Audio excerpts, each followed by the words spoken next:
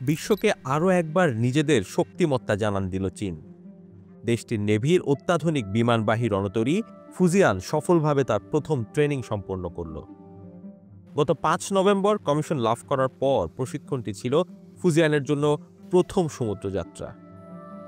রণতরীর এই গঠনটি বিভিন্ন গুরুত্বপূর্ণ সামরিক মহড়া পরিচালনা করেছে। এর মধ্যে উল্লেখযোগ্য নৌবহরের নেভিগেশন, জাহাজ বিমান সমন্বিত অনুসন্ধান এবং উদ্ধার, এছাড়া সবচেয়ে গুরুত্বপূর্ণ ক্যারিয়ার ভিত্তিক বিমানের টেক অফ এবং ল্যান্ডিং। অনুশীলনে জাহাজ এবং বিমানগুলো দ্রুততার সঙ্গে একটি কাল্পনিক জরুরি পরিস্থিতিতে উদ্ধার কাজ সম্পন্ন করে। এই কার্যক্রম জরুরি পরিস্থিতি মোকাবিলার সক্ষমতাকে আরও বাড়িয়ে তুলেছে। এই প্রশিক্ষণের সবচেয়ে আকর্ষণীয় অংশ ছিল অত্যাধুনিক ক্যারিয়ার ভিত্তিক বিমানগুলোর টেক অফ এবং ল্যান্ডিং। J-35 সহ বিভিন্ন ধরনের বিমান ফুজিয়ানের ডেক থেকে টেক অফ এবং ল্যান্ডিং করেছে। এই মহড়ার মাধ্যমে রণতরীটির সব কার্যক্রম যাচাই করা হলো। নেভি বলছে সবকিছু ঠিক আছে।